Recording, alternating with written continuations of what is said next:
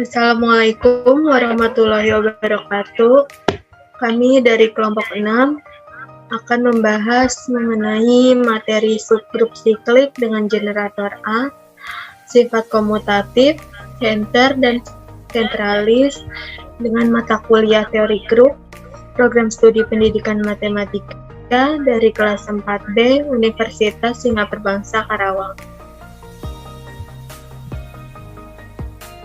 Selanjutnya ada anggota dari kelompok 6. Yang pertama ada Dian Febriana dengan NPM 20106310500061. Selanjutnya ada saya sendiri Dwi Novia Stuti dengan NPM 20106310500063. Selanjutnya yang ketiga ada Novita Andika Pramuswara dengan NPM 20106310500086 dengan dosen pengampu Dr. Rafiq Zulkarnain MPD. Pertama di sini saya akan membahas mengenai teorema 7.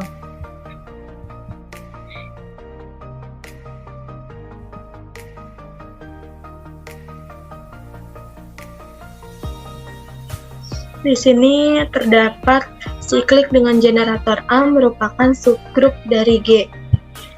Misalkan diberikan sebarang A elemen grup G, dan siklik dengan generator A-nya ini A pangkat N dengan N elemen dari bilangan bulat.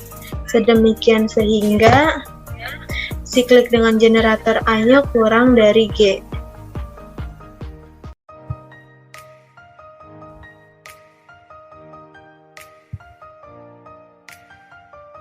Di sini akan dibuktikan yang pertama bahwa siklik dengan generator A bukan himpunan kosong.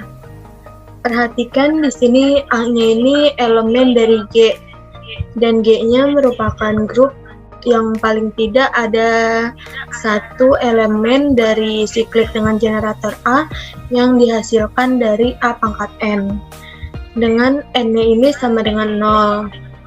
Maka akan disimpulkan bahwa siklik dengan generator A bukan himpunan kosong. Bukti yang kedua di sini akan dibuktikan bahwa siklik dengan generator A merupakan subgrup dari G. Di sini ambil sembarang A pangkat P dan A pangkat Q elemen dari siklik dengan generator A. Dengan A pangkat P tidak sama dengan A pangkat Q. Sebelumnya perhatikan teorema 4, yaitu misalkan G adalah grup dan H adalah himpunan bagian yang tak kosong dari grup G. Jika setiap A, B elemen H dengan AB pangkat min 1 elemen H, maka H-nya akan kurang dari G. Oleh karena itu, maka didapat A pangkat P dikali A pangkat Q pangkat min 1 akan sama dengan A pangkat P min Q. Atau akan sama dengan A pangkat K elemen siklik dengan generator A. Nah, di sini K-nya ini permisalan, yaitu P min Q-nya akan sama dengan K. Jadi K-nya permisalan dari P min Q. Untuk suatu K elemen bilangan bulat. Dengan demikian, maka akan terbukti bahwa A kurang dari G.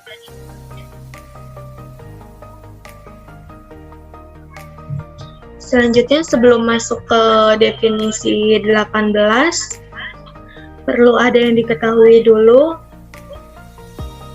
mengenai definisi sifat komutatif pada grup, yaitu ada di definisi 17.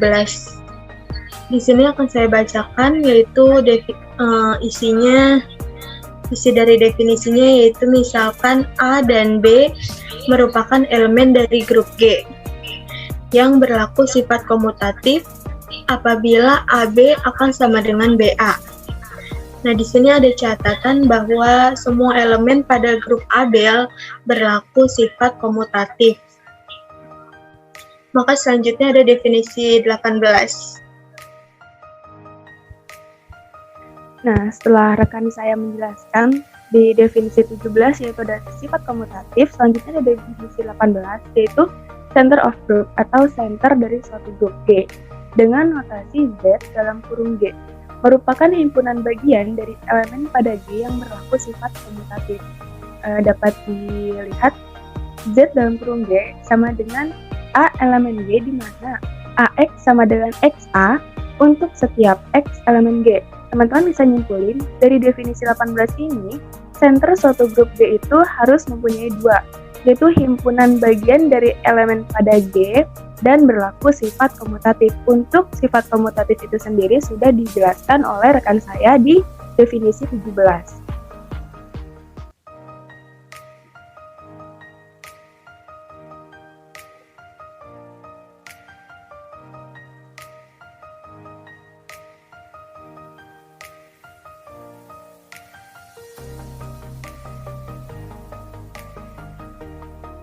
Selanjutnya ada teorema 8.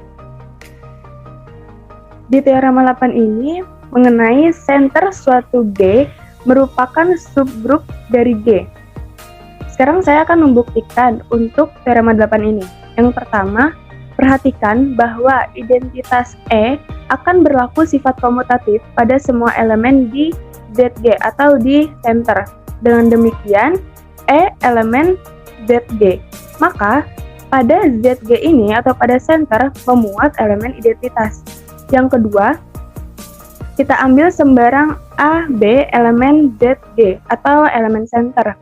Diperoleh dalam kurung AB dikali X sama dengan A dikali BX akan sama dengan A dikali XB sama dengan XA dikali B sama dengan X dikali AB. Dengan demikian, kita dapat menyimpulkan untuk setiap A, B, elemen ZG itu akan mengakibatkan AB elemen ZG, maka ini bersifat ketertutupan. Lalu yang ketiga, diberikan AX sama dengan XA. Teman-teman perhatikan bahwa ketika AX sama dengan XA, kita menambahkan A inverse dari A, maka A inverse dikali AX sama dengan A inverse dikali XA. Lalu kita bukan komutatif, kita asosiatifkan, jadi A inverse dikali A dikali X sama dengan A inverse dikali XA. Karena A inverse dikali A itu menghasilkan E atau elemen identitas, maka EX sama dengan A inverse dikali XA. Karena setiap elemen yang dioperasikan dengan elemen identitas akan menghasilkan elemen tersendiri, maka EX sama dengan X. Akan diperoleh X sama dengan A inverse dikali XA. Kita kalikan kembali dengan A inverse, maka X A inverse sama dengan A inverse X dikali A inverse. Akan menghasilkan X A inverse sama dengan A inverse dikali XA dikali A inverse. Maka akan diperoleh X A inverse sama dengan A inverse X dikali E. Kenapa dikali E? Karena teman-teman bisa melihat ada A dikali A inverse. Dari A dikali A inverse itu akan menghasilkan elemen identitas.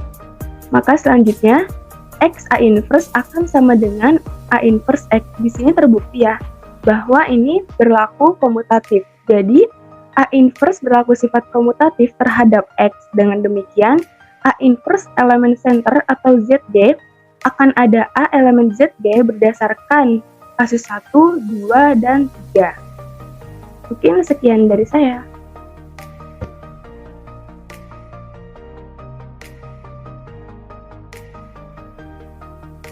Oke, teman-teman. Selanjutnya di sini ada definisi 19. Nah, sebelumnya mungkin ada definisi tentang center ya. Nah, di sini ada centralis. Sebelumnya apa sih perbedaan dari keduanya itu? Nah, centralis ini berkenaan dengan himpunan dari elemen-elemen yang komutatif dengan suatu elemen grup. Jika ditemukan elemen dari suatu grup yang komutatif dengan setiap elemen-elemen dari suatu grup yang komutatif tadi dengan setiap Ulang lagi, jika ditemukan elemen-elemen dari suatu grup yang komutatif dengan setiap elemen dari grup itu, maka himpunan semua elemen yang komutatif dengan setiap elemen dari grup itu disebut center dari grup tersebut. Nah, di sini ada definisi 19. Sentralis A pada grup G, misalkan G adalah suatu grup dan A elemen pada grup G, CA merupakan himpunan dari suatu elemen pada G yang berlaku sifat komutatif dengan A. Nah, teman-teman patut diketahui bahwa CA itu lambang dari sentralisnya. Jadi CA sama dengan G elemen dari G gede, terus GA sama dengan AG. Nah, di sini ada teorema 9 juga. Jadi CA merupakan subgrup. Jadi sentralis ini merupakan suatu subgrup. Nah, yang berbunyi gini, untuk setiap A elemen grup G, CA merupakan subgrup dari G.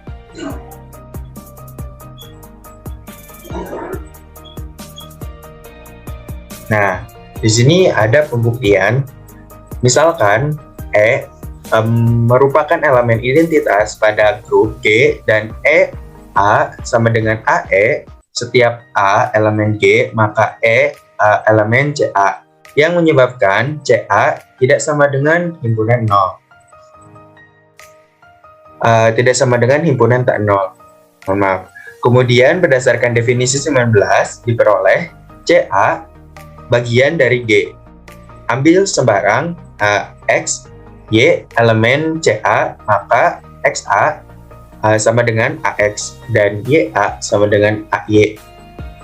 Kemudian perhatikan bahwa di sini ada contohnya X, Y pangkat min 1, A sama dengan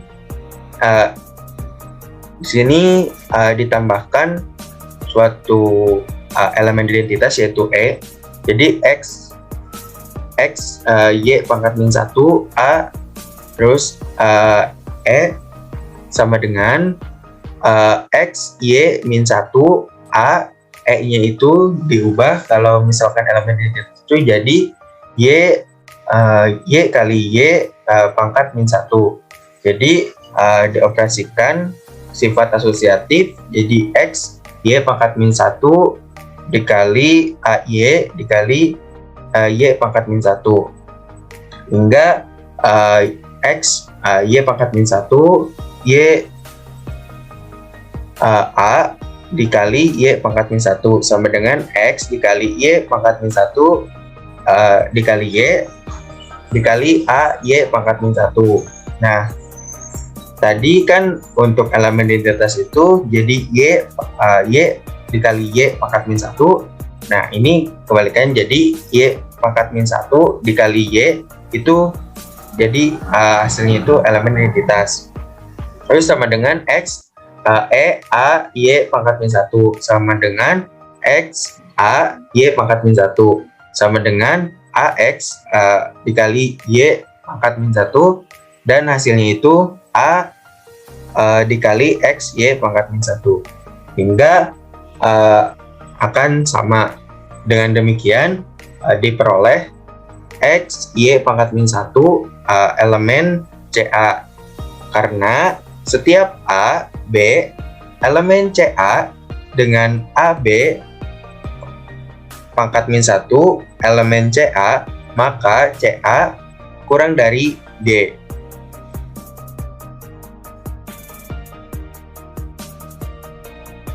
Nah, mungkin untuk sentralis ini kita patut ketahui bahwa sentralis ini adalah suatu normalis juga gitu ya.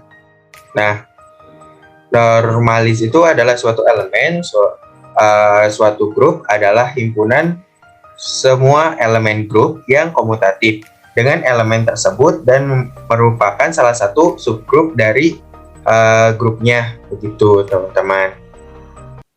Oke, mungkin cukup sekian video kali ini, dan jangan lupa like, komen, dan subscribe YouTube channel kita. Semoga bermanfaat materinya. Wassalamualaikum warahmatullahi wabarakatuh.